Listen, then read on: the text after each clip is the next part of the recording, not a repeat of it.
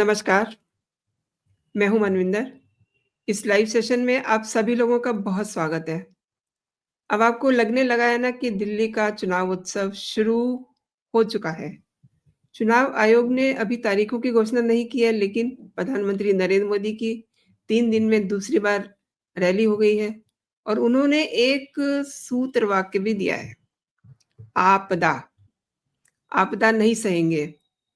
अब मोदी का सूत्र वाक्य हर चुनाव में, हर स्टेट में अलग-सा होता है और फिर जल्दी ही वो ट्रेंड भी करने लगता है। आम आदमी पार्टी भी जो है फाइट करने के मूड में है, अब पोस्टर वार शुरू कर दिया है। कुछ भी हो, जोश में होश नहीं खोना चाहिए, लेकिन कुछ ने शायद से होश खो दिए हैं। अब शब्दों का प्रयोग सुनाई दे रहा है और मेरे साथ शिवम चौधरी जी जुड़े हुए हैं। शिवम, बहुत स्वागत है। जी, नमस्कार। धन्यवाद। नमस्कार। तो शिवम जी, क्या सीन देख रहे हैं? मनविंदर जी, नमस्कार। सभी दर्शकों को जय श्री राम। तो कहाँ से शुरुआत करें? बीजेपी से, कांग्रेस से, रमेश बिधूड़ी से? आप बताइए। काफ़ी सारा रायता फैल गया है आज सुबह-सुबह। तो कांग्रेस लग रहा है कि बड़ी तैयारी से इस बार दिखाई दे रही है ना, पिछली बार ऐसा नहीं था। जी। बिल्कुल। चलिए, सबसे कमज़ोर कड़ी से ही शुरुआत करते हैं और वो किस तरीके से अपना चुनाव लड़ रही है। किस तरीके से कांग्रेस इस बार डू और डाई जैसी सिचुएशन में है और वो उसको रिकॉग्नाइज़ कर रही है, बहुत बेहतर है। कम से कम कांग्रेस के लिए। दरअसल हुआ क्या है कि पिछले 3 चुनावों में जिस तरीके से कम 2020 का चुनाव हो, फिर उससे पहले 2015 का, 2013 में भी बहुत अच्छा परफ़ॉर्म कांग्रेस नहीं कर पाई थी। उसी की सरकार को हटाकर 2013 में बीजेपी लगभग सबसे ज़्यादा सीटें ला पाई थी, कुछ 2-3 सीटों का फ़र्क रह गया था, इसलिए वो सरकार नहीं बना पाई थी। फिर 15 में डेसिमेट हो गए, 20 में डेसिमेट हो गए, लेकिन 15 से 20 में बीजेपी के लिए कम से कम बेहतर ये रहा कि अपने वोट शेयर को उसने 3-4% बढ़ा लिया। 38 पॉइंट समथिंग परसेंट 38% के आसपास वो अपना वोट शेयर लेके आए। आम आदमी पार्टी का 1-2% गिरा। लेकिन कांग्रेस जहां थी वहीं रही और लगभग 4-5% के वोट शेयर के पास ही वो खड़ी रह गई। देखिए, अब कांग्रेस के साथ दिक्कत क्या है कि अगर कांग्रेस ये चुनाव भी हार जाती है, यानी कि 15 साल लगातार, 15 नहीं 17, 13, 14 भी मान लीजिए, 15-17 साल अगर कोई पार्टी सत्ता से बाहर रहती है तो उसके लिए सबसे बड़ी स्थिति होती है कि वो रिकवर नहीं कर पाती। वो बाउंस बैक करना उसके लिए मुश्किल हो जाता है। और कांग्रेस के लिए मैं आपको ये बता दूं, आप एक जाकर सर्च कर लीजिए, अगर कांग्रेस कहीं पर भी तीसरे नंबर की पार्टी बन गई किसी राज्य में जाकर, वो कभी उसमें फिर सत्ता में वापस नहीं आ पाई है। और कांग्रेस इस बात को समझ रही है कि पिछले 2 या 3 चुनाव से वो लगातार तीसरे नंबर की पार्टी बनती आ रही है। किसी भी पार्टी के लिए सबसे बड़ी दिक्कत ये होती है कि अगर वो लगातार 2-3 चुनाव हारती है तो बात ये नहीं कि वो चुनाव हार गई है, उसके लिए ज्यादा बड़ी दिक्कत ये हो जाती है कि उसका कार्यकर्ता उसे छोड़ के जाने लगता है, उसका वोटर उसे छोड़ के जाने लगता है, उसके नेता उसे छोड़ के जाने लगते हैं, क्योंकि उन्हें लगता है कि भैया ये वापस तो आएगी नहीं। और कोई भी नेता, कोई भी कार्यकर्ता किसी आस में पार्टी के अंदर आता है कि जब सरकार आएगी तो हमें कुछ फायदे होंगे। अगर वो आता ही नहीं दिखाई दे तो वो सब भाग जाता है। जब कार्यकर्ता भाग गया, नेता भाग गया, तो वोटर भी चला जाता है। और यही हमने देखा, आम आदमी पार्टी का जितना आज वोट शेयर है वो सारा का सारा लगभग लगभग 95% से ऊपर वोट शेयर उसने जो वोट शेयर है वो कांग्रेस का ही लिया है। आपने देखिएगा, बीजेपी तभी भी उतने वोट शेयर पे थी, बल्कि 20 में तो अपने हाईएस्ट वोट शेयर पे आकर खड़ी हो गई थी। तब जाकर मतलब आप ये देखिए, कांग्रेस से ही सब कुछ आम आदमी पार्टी में गए, तो कांग्रेस उस चीज को समझ रही है। इसलिए इस बार वॉर फुटिंग पर वो चुनाव लड़ना चाहती है। उसने अपने सारे बड़े कार्यकर्ताओं को कह दिया है, नेताओं को कह दिया है, साहब ग्राउंड में उतरिए, अपना गोला बारूद लेकर पहुंचिए और चुनाव लड़िए। अलका लांबा को चुनाव लड़ाया जा रहा है, बड़ी नेता है दिल्ली की कांग्रेस की। देवेंद्र यादव हैं, उन्हें चुनाव लड़ाया जा रहा है। साथ ही जो आपके और जितने भी बड़े नेता हैं, संदीप दीक्षित, उन्हें तो केजरीवाल के खिलाफ ही चुनाव लड़ाया जा रहा है। तो सारे नेताओं को कहा गया चुनाव लड़िए, हार होगी जीत होगी, छोड़िए ट्विटर की राजनीति, छोड़िए यूट्यूब की राजनीति, छोड़िए एएनआई को बाइट देने की राजनीति, छोड़िए ग्राउंड पे उतरिए, अपनी कॉन्स्टिट्यूएंसी में जाइए, काम करिए। तीसरे नंबर पे, दूसरे नंबर पे, पहले पे जो भी आएगा वो देखा जाएगा, लेकिन चुनाव लड़ना है। उसका एक उदाहरण देता हूं। अजय माकन ने बाकायदा एक पूरी की पूरी प्रेजेंटेशन तैयार की और उस प्रेजेंटेशन को ले जाकर कांग्रेस के दफ्तर में बताया कि भैया किस कॉन्स्टिट्यूएंसी में कौन सा कैंडिडेट बेहतर हो सकता है, किस कॉन्स्टिट्यूएंसी में क्या डेमोग्राफी चल रही है, किस कॉन्स्टिट्यूएंसी में हमारा क्या क्या स्ट्रेटेजी होनी चाहिए पूरे के पूरे चुनाव को। पहले तो क्या होता था, एक प्रभारी नियुक्त कर दिया, प्रभारी जाता था, अपना 4-5 मीटिंगें की, कैंडिडेट अपने हिसाब से जो लड़ रहा है, वो सब चीजें। लेकिन कांग्रेस इस बार अपना चाह रही है कि ज्यादा से ज्यादा वोट शेयर गेन किया जाए। अगर कांग्रेस आज 4-5% वोट शेयर पे है और वो 15 से ऊपर आ जाती है, तो ये मानकर चलिए चांस खुल सकता है भारतीय जनता पार्टी के लिए, क्योंकि जो वो 10% का हिस्सा खींचेगी कांग्रेस, वो निश्चित तौर पर आम आदमी पार्टी से ही खींचेगी और आम आदमी पार्टी को उसका नुकसान हो सकता है। और ये चीज अरविंद केजरीवाल भली भांति जान रहे हैं, इसलिए वो बहुत ज्यादा तिलमिलाए हैं, परेशान हैं, उनकी फ्रस्ट्रेशन दिखाई दे रही है, इसलिए मंदिर मंदिर भागे फिर रहे हैं, पॉडकास्ट पॉडकास्ट भागे फिर रहे हैं, रोज प्रेस कॉन्फ्रेंसें हो रही हैं। वो जो उनकी फ्रस्ट्रेशन है वो उनके चेहरे पे दिख रही है और वो इस बार छुपा भी नहीं पा रहे। जो हमेशा से पोकर फेस रहता था ना उनका, कि भाई कुछ भी बड़े आसानी से कह के और चल दिया। अभी मैं एक पॉडकास्ट पे देख रहा था कि किस तरीके से वो कोई बात बोलते हैं और एकदम से अपना मुंह चलाने लगते हैं, मतलब जैसे कि वो हिचकिचाहट जो होती है, जो समझ रहे होते हैं कि कहीं ये चीजें गलत ना चल जाए, इसकी बाइट ना कट जाए, कहीं कोई दूसरे बयान से लाकर इसे मैच ना कर दे। पहले 10 सेकंड देखिए केजरीवाल जी ने अभी ये कहा और फिर ये कहा, जो वो आजकल चल रहा है, आईटी सेल वाले जो अपने काम में लगे हुए हैं। तो निश्चित तौर पर अरविंद केजरीवाल उसको समझ रहे हैं और कांग्रेस से उन्हें ज्यादा परेशानी है भारतीय जनता पार्टी से, क्योंकि भारतीय जनता पार्टी का जो 38% का वोट शेयर है, ज्यादा से ज्यादा 40-42 पे वो पहुंच जाएगी।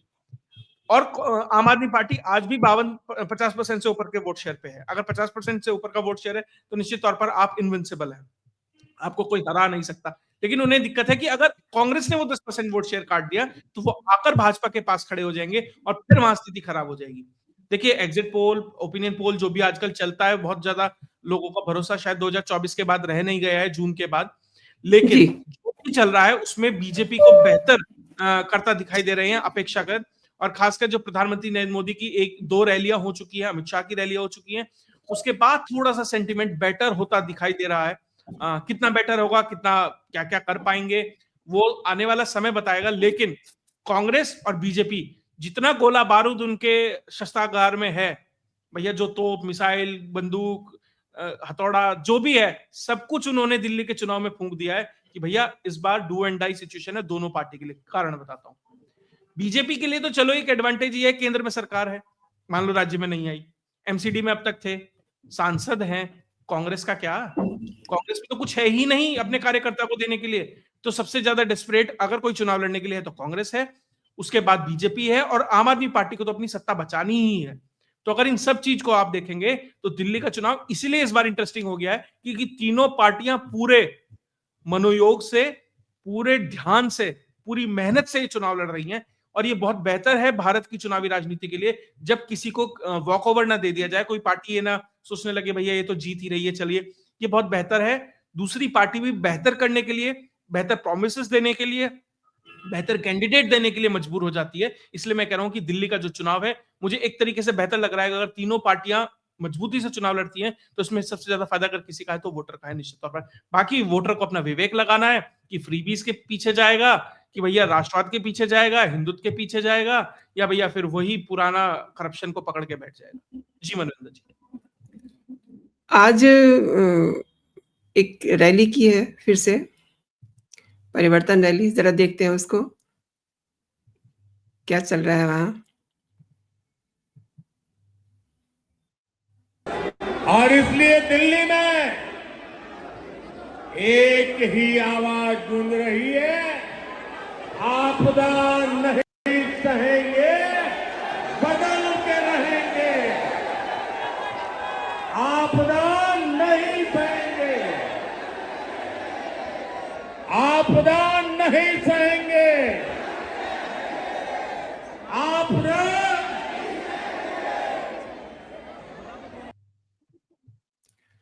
शिवम जी, जब कोई भी चुनाव होता है, चाहे लोकसभा का चुनाव हो या विधानसभा के चुनाव हो, प्रधानमंत्री नरेंद्र मोदी और योगी जी एक सूत्र वाक्य देते हैं और फिर वो ट्रेंड करने लगता है।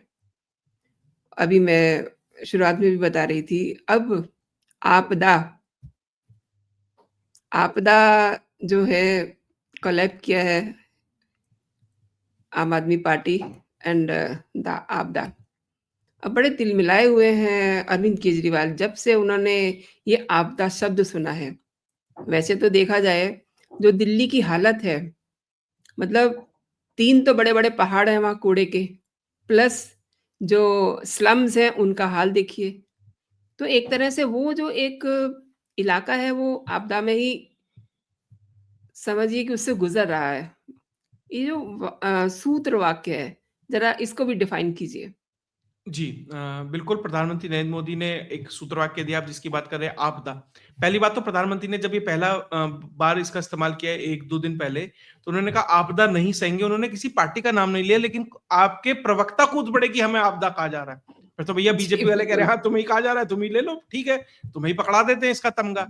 तो उन्हें बिल्कुल उन्हें कह दिया गया भैया। फिर तो अब एक तरीके से देखिए, परवेज उड़ता तीर लेने के लिए केजरीवाल कैसे इस बार फ्रस्ट्रेशन देखिए कि बार-बार उड़ता तीर ले रहे हैं। प्रवेश शर्मा वाला उन्होंने पकड़ा। प्रवेश शर्मा शायद एक कैंडिडेट बनकर रह जाते, लेकिन अब उन्हें कोई मुख्यमंत्री कैंडिडेट बता रहा है। किस तरीके से वो खुल के पार्टी उनके साथ आ गई है, तो उसकी वजह से प्रवेश शर्मा शायद जो एक सी कैंडिडेट रह जाते, अब एक कंपटीशन बन गए हैं पूरी की पूरी दिल्ली में, उसका इस्तेमाल बीजेपी करेगी। साथ ही जो ये आपदा वाला है, ये भी उन्होंने पकड़ लिया। बाईपास होने देते, ना बोलते, लेकिन उस पर रिस्पॉन्स देकर जिस तरीके से वो फंस गए हैं। और आपने बिल्कुल आपदा की बात सही कही है। दिल्ली में प्रदूषण की आपदा है। दिल्ली में जो ये कूड़े की आपदा है, एमसीडी में आने के बाद ये कूड़ा घर बन गया है, जो पहले भी बहुत बेहतर स्थिति नहीं थी, लेकिन स्थिति और खराब हो गई है। आपने स्कूल नहीं दिए, हॉस्पिटल नहीं दिए, पानी नहीं दिए। अभी एक पॉडकास्ट में मैं सुन रहा था, वो उस पे केजरीवाल साहब बैठे थे, उनसे पूछा है टैंकर माफिया के ऊपर, कह रहे नहीं नहीं, पहले तो 50-60% दिल्ली को टैंकर से पानी मिलता था, अब तो 3% से मिलता है जी। पूरा टैंकर माफिया खत्म कर दिया जी हमने। अभी जून जुलाई की फोटोज आएंगी, मई जून की फोटो आएंगी, किस तरीके से हर साल दिल्ली में कम से कम दर्जन भर लोग इसलिए मर जाते हैं क्योंकि पानी के ऊपर लड़ाई हो जाती है, मारपीट हो जाती है, रोज की खबर आती है। और ये ऐसा नहीं है कि पहले नहीं आती थी, अब नहीं आती है, पिछले 10-12 साल से अभी भी आ रही है, निरंतर है, वही है। तो आपदा के मुहाने पर लाकर जिस तरीके से दिल्ली को खड़ा कर दिया। आज किसान आंदोलन होता है, मान लीजिए 20 में आंदोलन हुआ था, पूरा का पूरा सपोर्ट किसने दिया था? कौन था जिसने किसानों को यहां रुकने के लिए, उस पूरे के पूरे प्रोपेगेंडा को चलाने के लिए फ्यूल किसने दिया? पंजाब से चले, यहां पर पहुंचे, यहां पर आकर उन्हें रहना, खाना पीना, बिजली के कनेक्शन, पानी, सब सुविधाएं किसने दी? उस अराजकता को फैलने किसने दिया? तो निश्चित तौर पर जिस आपदा की बात प्रधानमंत्री कर रहे हैं, वो आपदा यही है, और उन्होंने सही पकड़ा। पहली बार उड़ता तीर सही पकड़ा कि उन्हें ही आपदा कहा जा रहा है। इसीलिए ये मैं बार बार वही कह रहा हूं, अरविंद केजरीवाल, चुनाव का परिणाम देखना है ना, चुनाव कैसा चल रहा है, वो अरविंद केजरीवाल के चेहरे पे देखिए। कोई एग्जिट पोल मत देखिए, कोई ओपिनियन पोल मत देखिए, किसी न्यूज चैनल को मत खोलिए। अरविंद केजरीवाल की रोज की पीसी और उसमें उनके बोले गए शब्द और एक्सप्रेशन को पढ़ लीजिए, आपको समझ आ जाएगा कि जो चुनाव का मीटर है कितना ऊपर और कितना नीचे जा रहा है। और प्रधानमंत्री जब आते हैं चुनाव में ना, अर्बन वोटर है दिल्ली का, इन्फ्लुएंस पड़ता है। और इस बार जिस मनोयोग से भारतीय जनता पार्टी चुनाव लड़ रही है, जिस तरीके से वो अपने कैंपेन को लेकर चल रही है, दिक्कत अरविंद केजरीवाल के लिए बिल्कुल निश्चित तौर पर बनने वाली है। जी मनोविंदर जी। आपने बिल्कुल सही कहा, उनके फेस के ऊपर लिखा हुआ है, जो वो फ़ील कर रहे हैं। क्योंकि एक तरफ परवेश राणा, दूसरी हाँ। परवेश वर्मा, दूसरी तरफ आपके दीक्षित जी, बीच में फँस गए हैं, बिल्कुल सैंडविच बन गए हैं। तो अब प्रधानमंत्री नरेंद्र मोदी जी की रैलियाँ भी होंगी, अभी तो बहुत सारे लोग आने वाले हैं। उनकी जो स्टार प्रचारकों की सूची है, वो बड़ी इंटरेस्टिंग है, उस पे भी कल मंथन हो चुका है। तो ये फाइट किस तरीके से देख रहे हैं आप नई दिल्ली विधानसभा सीट की? देखिए नई दिल्ली विधानसभा सीट में मैं अभी भी अरविंद केजरीवाल को थोड़ा सा एज देता हूं, लेकिन वहां पे एक कैच है। अरविंद केजरीवाल के पास दो ऑप्शन है, उसमें से वो एक चूज कर सकते हैं। अपनी सीट बचाएं कि दिल्ली की चुनाव बचाएं। अपनी सीट बचाते हैं, वहां फंस जाते हैं, बाकी 69 सीट पे नहीं घूम पाएंगे। जो किया था आदित्य ठाकरे के साथ महाराष्ट्र में। देखिए, शिवसेना के स्टार प्रचारक दो थे, बाप और बेटा। पिताजी बीमार थे, वो घर सकते थे, बचा बेटा, उसे अपनी सीट पे फंसा दिया, वर्ली की सीट पे। ये यहां करा, नई दिल्ली पे तुम्हें फंसा दिया जी, जाओ करो प्रचार। या प्रवेश शर्मा तुम्हारा पीछे से खेल खराब कर देगा, संदीप दीक्षित तुम्हारी वोटों में सेंध लगा देगा। भैया धनबल में तो संदीप दीक्षित भी कम नहीं है, मम्मी कहीं कहीं बार की सीएम रही है, तो ठीक ठाक होगा। इनके पिताजी भी सीएम रहे हैं, तो उनके पास भी स्थिति कमजोर नहीं है। और कल तो मैं देख रहा था, किसी ने एक बाकायदा शो भी चलाया हुआ था, दिल्ली के वर्तमान मुख्यमंत्री भी चुनाव हार रहे हैं और पूर्व मुख्यमंत्री भी चुनाव हार रहे हैं। फिलहाल बिल्कुल। वर्तमान तो एक ही है और पूर्व भी फिलहाल एक ही है। तो अगर दोनों आतिशी जी और ये चुनाव हार जाते हैं, तो मुख्यमंत्री और सरकार आम आदमी पार्टी की बन जाती है, तो मुख्यमंत्री कौन बनेगा? मनीष सिसोदिया। नहीं, लेकिन आतिशी की तो हालत ज़्यादा ही पतली हो गई है। आतिशी हाँ, जहाँ से लड़ रही हैं कालका जी से, उनके सामने रमेश बिदूड़ी जी आज देखिए काफ़ी रायता फैला हुआ है। हाँ, मतलब देखिए सबसे पहली बात तो जो गुटबंदी है पार्टी के अंदर, वो नुकसान पहुँचाएगी। आतिशी और मनीष सिसोदिया एक कैंप में हैं, वो मिलके अरविंद के खिलाफ हैं। अरविंद एक कैंप में है, वो इन दोनों के खिलाफ है। दोनों ये सोचेंगे, साहब बस ये अपनी सीट हार जाए, बाकी तो हम जीत ही रहे हैं। मुझे ये चुनाव याद आता है बिल्कुल जो उत्तराखंड में बीजेपी के साथ हुआ था। जब निशंक और खंडूरी आमने सामने हो गए थे, दूसरों की दो दो सीट हरवाई थी और चुनाव हार गए थे। जी। लोकसभा चुनाव में भी यही हुआ। मैं तेरी सीट हरवा रहा हूं, तू मेरी हरवा रहा है और इसमें चुनाव हार रहे हैं। वो मुझे दिल्ली में होता दिखाई दे रहा है। हरियाणा में हुआ अभी, लोगों ने तो मंत्री पद भी तय करने शुरू कर दिए थे, लेकिन वो इस चक्कर में ये भूल गए कि वो अपनी सीट हार रहे हैं। जी। वो आम आदमी पार्टी में इस बार हो रहा है। हर कैंडिडेट सोच रहा है सरकार तो आ ही रही है साहब, बस मेरा टिकट नहीं हुआ ना, इसका हो गया, इसे हरा देता हूं, सरकार तो आ ही जाएगी। हुँ, हुँ। हर कोई ये सोच रहा है। जी। इसी चक्कर में गड़बड़ हो रही है। आपने रमेश बिदूड़ी जी की बात की, उन्होंने एक बयान दे दिया हुँ, हुँ। कि भैया वो हेमा मालिनी जैसे गाल की तरह सड़कें बनवाना चाह रहे थे, वो तो बना नहीं, हम प्रियंका गांधी जैसा बनवा देंगे। निश्चित तौर पर गुड टेस्ट में ये बयान नहीं है, लेकिन ये आक्रामकता दिखा रहा है भारतीय जनता पार्टी की कि वो पीछे नहीं हट रहे। इस बार बिल्कुल फ्रंट फुट पे खेल रहे हैं। जब अभी मैं देख रहा था एक जो मेन स्ट्रीम न्यूज चैनल है, उस पर उनसे पूछा गया आप अपनी बात पे, भैया पवन खेड़ा कह रहे हैं माफी मांगी है, वो कह रहा कौन है पवन खेड़ा, मैं तो नहीं मानता उसे। भैया जमीन से उठा नेता होता तो मैं जवाब देता, कांग्रेसियों को मैं जवाब क्यों दूं। उन्होंने सीधा कह दिया भैया शीला दीक्षित की चप्पल चाट के खड़ा हुआ है। तो मतलब किसी भी तरीके से बीजेपी कहीं पर भी झुकने के मूड में नहीं है, डिफेंसिव मोड में ही नहीं है। वो है ना पुष्पा झुकेगा नहीं वाली स्थिति में वो आ गई है। उसने कहा है पूरा अटैक करना है इस बार, डू और डाई वाली सिचुएशन है, क्योंकि बीजेपी ने अब ये ईगो पे बात ले ली है। 2024 का चुनाव ब्लेसिंग इन डिस्गाइज था भारतीय जनता पार्टी के लिए। उसके बाद बीजेपी हर जगह उसी मोड में जा रही है। चुनाव जीतना है साहब, एन केन प्रकरण, हरियाणा, महाराष्ट्र, अब दिल्ली। दिल्ली में 13,000 बूथ हैं, 1,53,00,000 वोटर हैं। बीजेपी 2 लाख सभाएं करेंगी। 1,53,00,000 पे 2 लाख सभाएं, लगभग हर वोटर तक पहुंचने का प्रयास है। उसमें भी आप वो वाले वोटर हटा दो जो ने कभी वोट नहीं डालते, वहां वो जाएगी नहीं। तो लगभग हर हिंदू वोटर तक पहुंचने का प्रयास है भारतीय जनता पार्टी का। उसमें संघ लगेगा, उसमें बीजेपी लगेगी, उसमें बीजेपी के संघ के अनुसांगिक संगठन लगेंगे। तो ये सब जब लोग ग्राउंड पर उतरेंगे तो आपको निश्चित तौर पर फर्क दिखाई देगा। एंटी इनकम्बेंसी, शिवम संघ पूरी तरह से लगा हुआ है। हालाँकि देखिए उनका मकसद ये नहीं है कि वो किसी को भी ये कहें कि आप बीजेपी को वोट दीजिए, फलाँ को मत दीजिए। लेकिन वो एक ओवरऑल जो सिचुएशन है, जो एक्चुअल पोज़ीशन है वो बता रहे हैं और वो ये बता रहे हैं कि आपको ये करना चाहिए या नहीं करना चाहिए। जी शिवम। संघ का कार्यकर्ता ये तो बता सकता है भैया अराजकता को वोट मत दो, देशद्रोहियों हाँ, को वोट मत दो, फोर्ड यही बता रहे फाउंडेशन हैं। से पैसा लेने वालों को तो वोट मत दो, हुँ, हुँ। भ्रष्टाचारियों को तो वोट मत दो। जी। जाकर व्हाइट हाउस में जो लोग बैठकर कमला हैरिस से मीटिंग करके आए हैं, फोन पे बात करके आए हैं, उनकी पार्टियों को तो वोट मत दो। ये तो संघ बता सकता है। और संघ की लेजिटिमेसी ये है, कारण संघ इन्फ्लुएंस क्यों डालता है, क्योंकि जब संघ का प्रचारक या संघ का कार्यकर्ता किसी बस्ती में रहता है, किसी मोहल्ले में रहता है, किसी कॉलोनी या फ्लैट में रहता है ना, वो एक तरीके से वो कभी कुछ नहीं कहता, वो बहुत अपने व्यवहार से उस तरीके से अपने एक इन्फ्लुएंस समाज पर डालता है। जब वो जी, जी। मौके पे आकर कुछ चीज मांगता है ना, तो समाज कहता है नहीं यार अच्छा आदमी है, सज्जन है, सही कह रहा होगा। फर्क यहां डालता है संघ। संघ जो 5 साल 4 साल काम करता है सेवा बस्तियों में, संघ फर्क वहां डालता है। और संघ समझता है कि किस मोहल्ले की किस जगह की क्या परेशानियां हैं और वो फीडबैक लाकर वो देता है, वहां से गेम चेंज होता है। अब बीजेपी ने एक और स्ट्रेटेजी अपनाई है। बीजेपी ने 70 कैंडिडेट उतारे कि 29 का नाम आ चुका है। बड़े नाम भी हैं, परवेश वर्मा है, बिदोड़ी जी है, आपके उपाध्याय साहब हैं जो पहले प्रदेश अध्यक्ष भी रहे, एनडीएमसी के भी अध्यक्ष रहे हैं, आपके अरविंदर सिंह लवली हैं, और फिर ये आनंद साहब है जो मंत्री थे इनकी सरकार में, जो परिवहन मंत्री थे आम आदमी पार्टी के, वो भी बहुत सारे ऐसे नाम हैं, मारवा साहब है, कई सारे नाम हैं जो उन्होंने ऑलरेडी घोषित कर दिए हैं, और बाकी 41 में बड़े नाम और आएंगे। मीनाक्षी लेखी का नाम आप उसमें देख सकते हैं, संभावनाएं हैं। कपिल मिश्रा प्रदेश अध्यक्ष जी का तो पता नहीं आएगा नहीं आएगा, क्योंकि नई दिल्ली से उमांग वर्मा साहब आ गए हैं। अगर नुपुर शर्मा आ जाए तो भैया इस मोदी की सरकार में मैं तो कोई अचंभे की बात मानता भी नहीं हूँ। देखिए तो इस बार नुपुर शर्मा की मैं आप पहले बात कर रहे हैं, मैं आपको रोकती हूँ 1 मिनट के लिए। मैं उस पे आ जाता हूँ, पहले एक मैं अपनी लाइन पूरी कर लूं। जी। 70 के 70 कैंडिडेट को बीजेपी ने ये कह दिया है कि आप में से कोई भी मुख्यमंत्री का कैंडिडेट नहीं है। चुनाव लड़िए, अपनी सीट जिताइए, उसके बाद देखा जाएगा।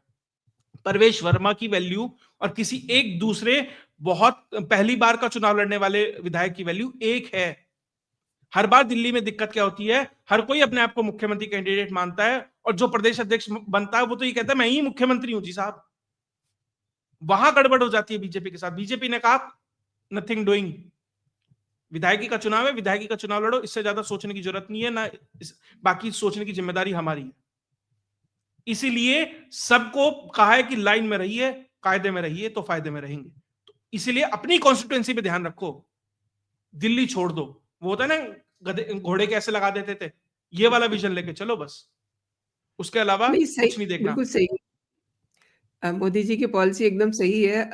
आपको मैं बीच में इंटरवीन तब कर रही थी जब आपने आरएसएस नुपुर का शर्मा। ज़िक्र किया, एंड आरएसएस ने ज़रूर ये बताया होगा कि जो बाइडेन ने जॉर्ज सोरोस को वरिष्ठ नागरिक का सम्मान दिया है, तो हाईएस्ट सिविलियन ये अवार्ड। वो है जो भारत के प्रधानमंत्री के लिए बहुत ही बुरा सोचते हैं, रादर पूरे भारत के लिए बहुत बुरा सोचते हैं कि यहाँ भी कहीं बांग्लादेश की तरह टूट-फूट हो जाए।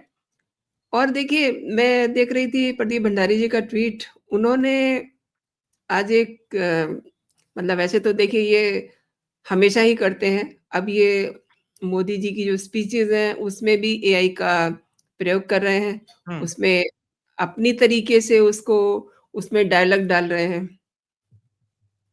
क्या कहते हैं? एक और किया है इन्होंने। अभी क्या है ना, मोदी जी भाषण दे रहे थे तो उन्होंने बीच में पॉज लिया क्योंकि जनता नारे लगा रही थी। तो कांग्रेस की तरफ से ट्वीट आ गया कि साहब वो मोदी जी का टेलीप्रॉम्प्टर खराब हो गया है, वो बोल नहीं पाए क्योंकि वो टेलीप्रॉम्प्टर से बोलते हैं। मतलब कोई मानेगा इस बात को कि क्या अगर टेलीप्रॉम्प्टर, मान लीजिए प्रधानमंत्री पढ़ते हैं, जहां पर भी आधिकारिक चीजें होती है वहां प्रधानमंत्री टेलीप्रॉम्प्टर से ही पढ़ते हैं, कहीं कोई चीजें ऐसी ना बोल दी जाए जो शायद बहुत सहज ना हो। देखिए, आधिकारिक जो जगह प्रधानमंत्री जो बोलते ही है, डाटाज़ वगैरह होते हैं, वो तो टेलीप्रॉम्प्टर से ही बोले जाते हैं ना। वहीं से ही बोले जाते हैं। और दूसरी चीज उसमें हुआ क्या था, प्रधानमंत्री इसलिए चुप हुए थे क्योंकि जनता की तरफ से नारेबाजी होने लगी थी, जी, तो उन्होंने वो मोदी पॉज मोदी लिया के था। नारे मोदी के नारे लग रहे हैं, हाँ हाँ बाकायदा। हाँ हाँ।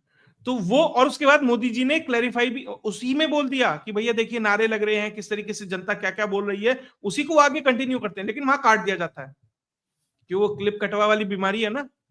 हाँ, हाँ, बहुत तो सारे लोग वो पैदा हो स्थिति, गए, हाँ क्लिप बहुत कट गए। पैदा हो गए हैं, हाँ बहुत है, 20-30% है। बहुत सारे ऐसे जो पैदा हो गए हैं, उनकी वजह से ये दिक्कत आ रही है, और कांग्रेस ने उसी स्ट्रेटेजी को अपनाया। और वो ये जो डीप फेक है, जो एडिटेड वीडियोस है, एआई डॉक्टर्ड वीडियोस है, आपको ये दिखेंगी चुनाव के अंदर। इसीलिए प्रधानमंत्री ने जो बोला और जो दिखाया गया उसमें बड़ा अंतर है। और अब दिक्कत क्या है ना, बीजेपी ने भी थोड़ा सा गेम अप किया, वो जो गलती दोहराई ना, गलती हुई 24 में, उसे नहीं दोहराएंगे। एकदम इंस्टेंट फैक्ट चेक। अभी आपने ध्यान दिया, जब अमित शाह का अंबेडकर वाला बयान हुआ था संसद के अंदर, उसी दिन प्रधानमंत्री ने ट्वीट किया, अमित शाह ने खुद आके बताया, सारे मंत्री मैदान में कूद पड़े, पीछा छुड़ाना भारी हो गया था कांग्रेस का। जी। और एफआईआर दर्ज हुई वो अलग। जी, हमने बात की नई दिल्ली विधानसभा की, कालका जी की जो सीट है जहाँ पे आतिशी है, आतिशी। वहाँ पे क्या सीन देखते हैं आप? देखिए बिदुड़ी जी उसी एरिया से आते हैं, वो थोड़ा सा उन्हीं के उसमें नहीं, हम उनके बयान में उलझ गए थे ना, हाँ, तो स्पेयर ऑफ इन्फ्लुएंस में है एक्चुअली वो सीट। जी, देखिए नई दिल्ली सीट पे तो प्रवेश शर्मा नए हैं, वो उनकी सीट भी नहीं है, उनकी अलग पड़ती है, लेकिन कालका जी तो उनके एरिया में पड़ता है, बिदुड़ी साहब के। देखिए परवेश वर्मा और बिदुड़ी जैसे नेता क्यों इंपॉर्टेंट है। परवेश वर्मा जाटों को मोबिलाइज करेगा, 10% वोट बीजेपी दिल्ली में, माफ कीजिएगा, जाटों का है, 8 से 10 सीट वो इन्फ्लुएंस करते हैं। अगर 10 सीटें ऐसी हैं जो हरियाणा, पिछली बार क्या हुआ था, हरियाणा के इन्फ्लुएंस के कारण वो जाट वोट बैंक का एक बड़ा हिस्सा आम आदमी पार्टी को चला गया था। इस बार उसे भी कंसोलिडेट करना है और प्रवेश शर्मा जैसे लोगों को उतारा गया। उनके पिता की पॉलिटिक्स वही थी, उस लीनिएज को लेकर, उस लीगेसी को लेकर वो आगे बढ़ेंगे। उसके बाद रमेश बिदूड़ी गुर्जर वोट को मोबिलाइज करेंगे। रमेश बिदूड़ी है, फिर रामवीर बिदूड़ी जो सांसद भी हैं संसद में, लोगों ने जब कहा रमेश का टिकट कट गया तो कहने लगे अरे वो दानिश अली की वजह से टिकट कटा, वो दानिश अली को कुछ चार मीठे बोल दिए थे संसद में। मोदी जी बड़े नाराज हैं जी साहब, मोदी जी ने तो टिकट देके मुख्यमंत्री के सामने लाके खड़ा कर दिया। मोदी की चाल कैसे समझोगे? दिक्कत ये है। तो निश्चित तौर पर रमेश बिदूड़ी की स्थिति ज्यादा बेहतर है कालकाजी पे बनस्पत प्रवेश वर्मा की नई दिल्ली से। वो शायद उतनी बेहतर स्थिति में ना हो जितने रमेश बिदूड़ी कालकाजी में है। और आप ध्यान रखिएगा, आतिशी को अरविंद केजरीवाल चुनाव हरवाएगा ताकि ये मुख्यमंत्री ना बने। अपनी पत्नी को लाने का प्रयास होगा, लाके 5 साल मिलेंगे। अगर सरकार आ गई और पत्नी को विधायक बनवा दिया, 5 साल मिलेंगे, 5 साल में सब नॉर्मलाइज हो जाएगा। हाँ जी यही नेता है, सबको मनवा लेंगे। अब तो चुनाव से 1 साल पहले लाते तो गड़बड़ हो जाती। अब चुनाव के बाद जब मुख्यमंत्री बनाने की बात होगी, अरविंद के लिए तो बनना मुश्किल है, क्योंकि कोर्ट ने कहा है आप सेक्रेटरिएट में नहीं जा सकते, आप फाइल नहीं साइन कर सकते, फाइल नहीं देख सकते, चीजें कुछ कर नहीं सकते। तो मुख्यमंत्री निश्चित तौर पर आतिशी नहीं बनेंगी। अरविंद ने यह भी कह दिया कि नहीं बनेंगी, खुद बन नहीं सकते, किसी और पे विश्वास हो नहीं सकता। तो लॉटरी भाभी जी की लग सकती है। इन चीजों को भी एक्सप्लोर कम लोग कर रहे हैं, ध्यान रखिएगा इस चीज के लिए जी। नहीं, ये तो बात है ही, क्योंकि डू यू थिंक कि मतलब वो मुख्यमंत्री बनेंगे? वो तो बन ही नहीं सकते।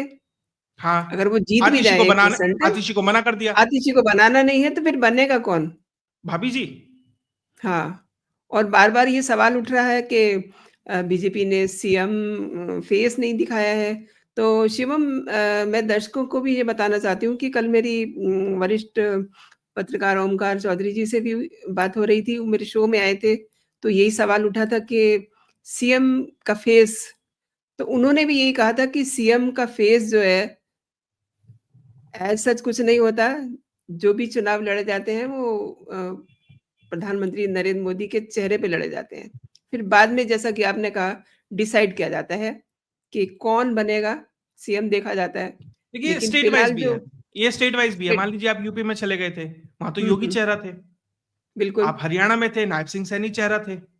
लेकिन हुँ, आप हुँ, महाराष्ट्र में चले गए, वहां कोई चेहरा नहीं था। मध्य प्रदेश में गए, वहां जो चेहरा था वो चेहरा नहीं बना। मान लो मामा जी का सबकी संभावना थी, मामा जी नहीं बने। राजस्थान में कोई चेहरा नहीं था, छत्तीसगढ़ में नहीं था। तो ये स्टेट मामा जी वाइज, के बाद में ही ये सीरीज़ शुरू हुई ना कि फिर कोई हाँ, चेहरा नहीं रहेगा। बाद में देखेंगे कौन किसको चेहरा बनाना है। ये स्टेट वाइज क्या समीकरण है। मान लीजिए स्टेट में आपको कोई मजबूत नेता है, योगी जैसा है, हुँ, हुँ। हेमंता है, तो आप चेहरा बना सकते हैं। अगर चेहरा, अब अगर अब गुटबाजी ज्यादा है और कोई नेता नहीं है तो हटाइए। उत्तर प्रदेश जी। की बात तो ये है ना कि अगर चुनाव जैसे हो रहे हैं, किसी की हिम्मत ही नहीं होगी पूछने की कि सीएम फेस कौन है? मनविंदर जी, पता महाराष्ट्र में भी सबको था कौन सीएम बनेगा। जी। बस वो है कि वो बोल के खेल नहीं खराब कर रहे थे। हुँ, पता हुँ। एक नाथ शिंदे को भी था। बस ये है कि अच्छा, ये चुनाव लोग था। जी। जिस तरीके से जाट वोटर्स को साधने की कोशिश कर रहे हैं, क्या रात जाट के गुजर अंधेरे दोनों, में जाट गुजर दोनों। हाँ, ये रात के अंधेरे में राकेश टिकैत को इसीलिए संजय सिंह लाए थे क्या? बिल्कुल। हुँ? देखिए वो मतलब राकेश इतना टिकैत, छुप के छुपा के लाने की क्या ज़रूरत थी? तो जैसा प्रोडक्ट है ऐसा ही फिर करना पड़ता है। जब प्रोडक्ट ही डिफेक्टिव है तो छुपा के लाना पड़ेगा। तो भैया फूँका हुआ राकेश टिकैत को कारतूस। लाया इसलिए गया था कि भैया प्रवेश शर्मा को ये माना गया कि भैया ये जाटों को मोबिलाइज करेगा तो इनका काउंटर लाया जाए। एक जाट किसान नेता जिसने सरकार को घुटने पे ला दिया, उसे लेके आए हैं। और राकेश टिकैत आके क्या कहता है, वो दिल्ली के वकीलों की दिक्कत थी, मैं वो डिस्कस करने आया था। साहब भैया तू दिल्ली का नहीं है, तुम वकील नहीं हो, अरविंद केजरीवाल मुख्यमंत्री नहीं है, तो जनता बेवकूफ है क्या जो ये समझ रही, तुम कुछ भी कहोगे जनता मान लेगी? सबको पता नहीं है कि तुम क्या करने आए थे वहां? संजय सिंह की गाड़ी में बैठ के आए थे। अगर तुम्हें डिस्कस करने आना था तो अपने आप आते। वो जो ट्रैक्टर हैं, लाखों ट्रैक्टर हैं, उन ट्रैक्टर में से किसी एक ट्रैक्टर पे बैठ के आ जाते। संजय सिंह की गाड़ी में बैठ के आ रहे हो, जनता का बेवकूफ बना रहे हो। और कितना बड़ा किसान किसान नेता है, या कितना बड़ा ये नेता है राकेश टिकैत, 2 बार चुनाव लड़ा, विधायकी का, सांसदगी का, 9-9 हजार वोट आए, जमानत जब्त हुई।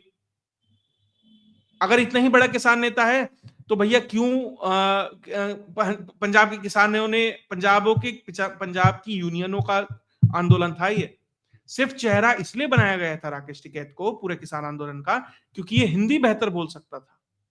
ये पब्लिक को अपने पीछे एक तरीके से थोड़ा सा कम्युनिकेशन इसका बेहतर था उनसे, क्योंकि वो थोड़ी पंजाबी भाषा से मिक्स हिंदी बोलते थे या उतना बेहतर फ्लुएंसी नहीं आती थी।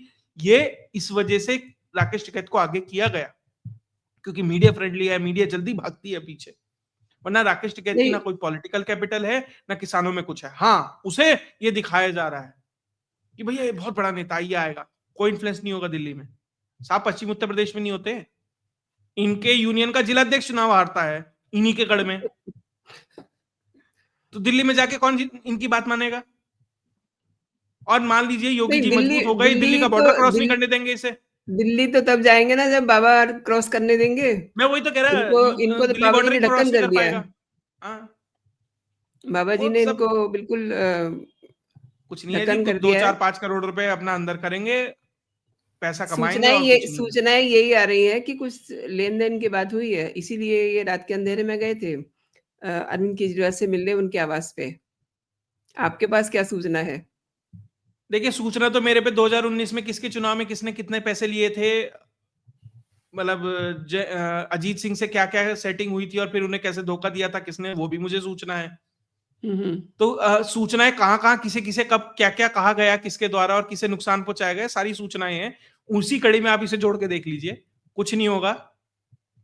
थोड़ा बहुत लिफाफों का आदान प्रदान होगा, इन्फ्लुएंस कुछ नहीं होगा, नीलबटे सन्नाटा होगा। आम आदमी पार्टी गलत जगह पैसा लगा रही है, उससे ज्यादा तो पैसा हमें यूट्यूबर को दे दे, हम माहौल बना देंगे राकेश टिकैत से ज्यादा तो। अच्छा, वाइंड अप करने से ऑन पहले लाइटर नोट हम लेंगे नहीं, पहले बता रहा हूँ, ये थोड़ा मजाक में था। तो बिल्कुल सही कह रहे हो, लाइटर मोड में ही है। कौन यूट्यूबर लेने जा रहा है और कौन नहीं, खैर बहुत सारे यूट्यूबर जाते हैं और कहाँ कहाँ पैसा किसे मिलता है उसके ऊपर भी अलग शो कर सकते हैं। चलो वो देखेंगे बाद में कौन क्या कर रहा है। लेकिन वाइंड अप करने से पहले आपने एक बात कही कि उन्हें पंजाबी नहीं आती है, लेकिन अभी उन्होंने एक पगड़ी बांधनी शुरू कर दी है, उसका कलर कभी कभी चेंज हो जाता है। जब किसानों में जाते हैं तो ग्रीन कलर हो जाता है, दिल्ली आते हैं तो भगवा कलर हो जाता है। इसमें कुछ भेद दिखाई देता है? नहीं, मैंने ये नहीं कहा उन्हें पंजाबी नहीं आती, मैंने ये कहा कि जब पंजाब के किसान नेता यहाँ आते हैं उन्हें हिंदी नहीं आती, इसलिए इन्हें रखा जाता है। नहीं, पंजाब वाले किसानों को रिझाने के लिए क्या उन्होंने ये पगड़ टाइप कुछ बांध दिया ना, इसे पगड़ी भी नहीं कह सकते। देखिए, आपने बिल्कुल सही कहा कि वो रंग बदलते हैं, हरा रंग, ये रंग, और आपको पता है कि कौन रंग बदलता है और किसके लिए वो मुहावरा इस्तेमाल होता है, बिल्कुल वही है ये। ठीक है, जनता कमेंट में बता सकती है कौन रंग बदलता है, देखते हैं तो वही है, बिल्कुल वही क्या है। कहा है जी।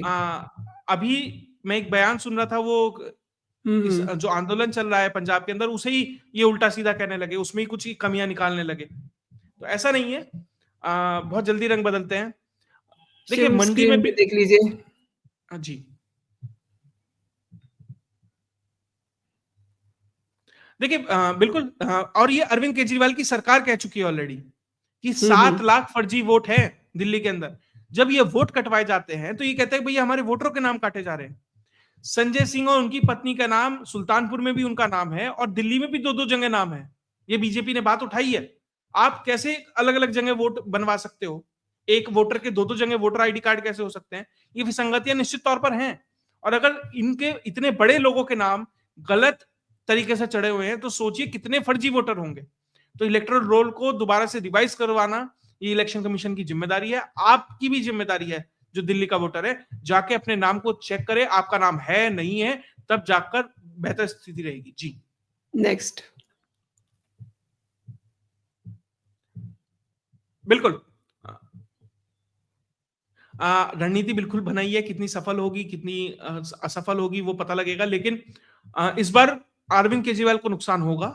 60 से ऊपर का जो 2 बार का आंकड़ा है, इस बार वो 60 से ऊपर नहीं रहेगा। स्थितियां अरविंद केजरीवाल के लिए बेहतर नहीं है। बीजेपी अच्छा ग्राउंड कवर करेगी और मुझे लगता है कि उसके लिए उसे कहना चाहिए थैंक्स टू कांग्रेस। अपना भी है, मैं ये नहीं कह रहा बीजेपी कुछ नहीं कर रही, अपना वोट शेयर बढ़ाएगी, वो 38% से ऊपर वोट शेयर ले जाएगी, अपना भी है, लेकिन वो तो साथी का जो डेफिनेटली। सहयोग मिल रहा है उसकी वजह से भी।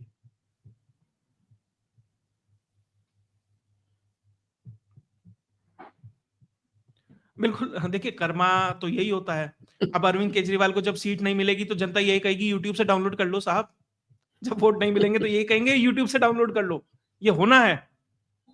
और कर्म जी। ऐसे ही है, तो उसके लिए एक सेंटेंस भी है, Karma is a dash dash dash dash, वो अरविंद केजरीवाल को आके काटने वाला है। जी,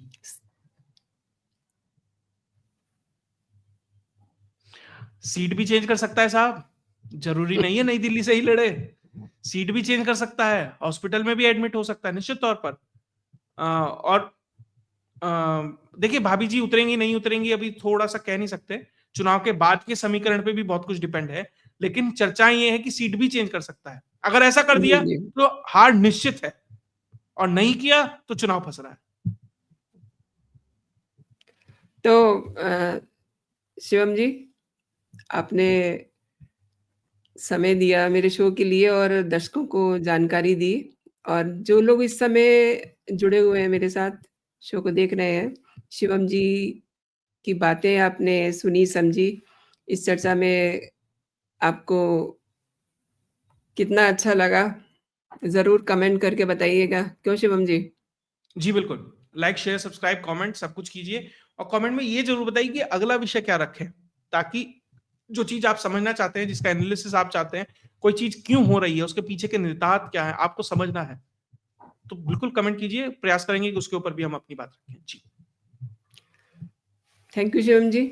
अभी के लिए जी इतना ही। धन्यवाद। जय हिंद, जय भारत। जय हिंद जय भारत।